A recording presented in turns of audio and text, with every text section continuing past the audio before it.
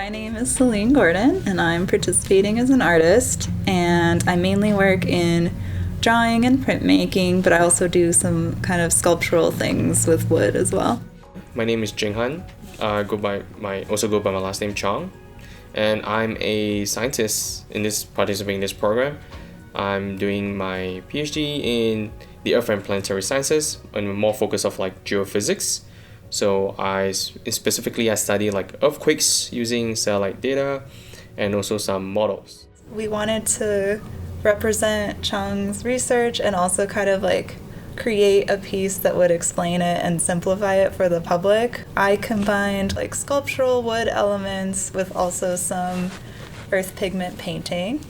And so I created a big wood frame that is kind of based on the topography of the research area with a fault line in it to show that it's about earthquake. And then it had these two sliding doors, each kind of representing Chong's satellite imagery, and when they'd slide together it would show the average of those two images and kind of reveal areas that were most likely to have earthquake potential. And then I had a little earth pigment painting of the research area. So that was kind of a way to connect our local environment with this sort of broader research. So I've always been interested in art, I would say. I was always kind of creating things from a young age. As a child, I always kind of thought I was bad at science, bad at math, kind of bad at these STEM things, but it was kind of when I started to do art and to do design, I realized the value that like these disciplines hold, and that they also like really come into play when you're making art or when you're designing something. A lot of my work has been very influenced by nature and looking at patterns in nature and kind of noticing that there are these different elements in the natural world that repeat themselves. So you draw or make a print of a riverbed and it looks like veins, it looks like kind of cracks in the dirt, and it starts to mimic all these other things across the natural world. I like drawing a lot, just very like three-dimensional drawing, all these things. At the same time, I also like watching Discovery Channel or like all this science channel. So from there's two different passions.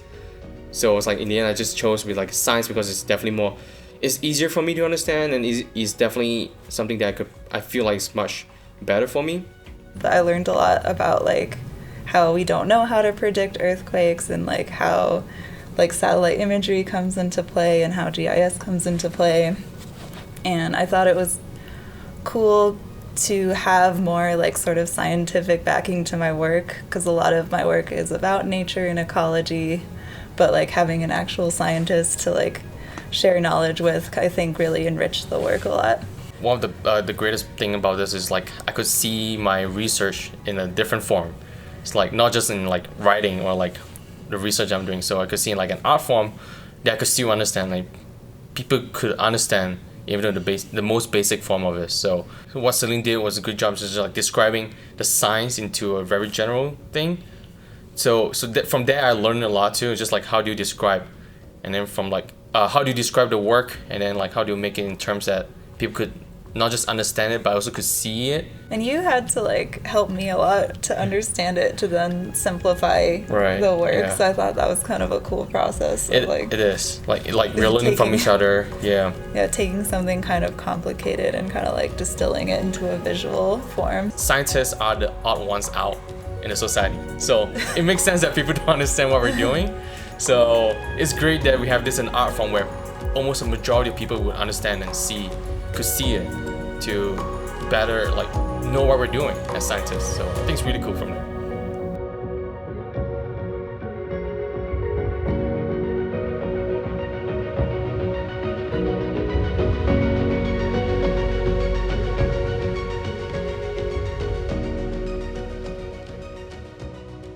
I think the most successful collaborations come from when both people are really taking the time to listen and learn from one another. It's like I really like the ideas of my partners. It's like she has a really good idea and like, oh, this is something I never thought of before. So that kind of thing also, something new also kind of interests me in a way. It's like something different.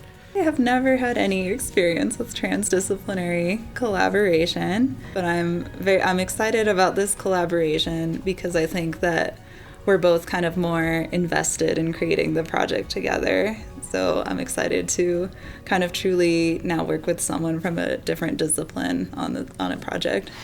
So to me, this is a very interesting opportunity, or very nice opportunity for me to just like learn, or just try to see what is the world outside of your own field, like for example like the STEM, or like just like geology in general. So to me, it's always nice to have that connection.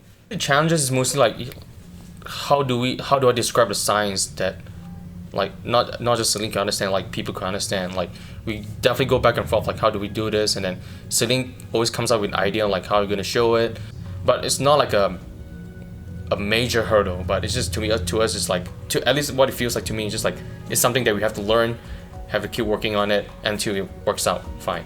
I mean, a main challenge for me was I had to hang the heaviest art piece I've had to install. So that was sort of a technical challenge, and I was happy to have Chong and people helping me out with that. I don't really think of it as a challenge necessarily, but we did have a lot of like back and forth of like I would kind of understand your research in a general sense, but we kept getting kind of more and more specific with it to like truly have a good grasp of it before I then made an art piece out of it. But I don't think we had too many No, huge I don't think so. Yeah, so that's good. Yeah. Most people don't realize how similar science and art are.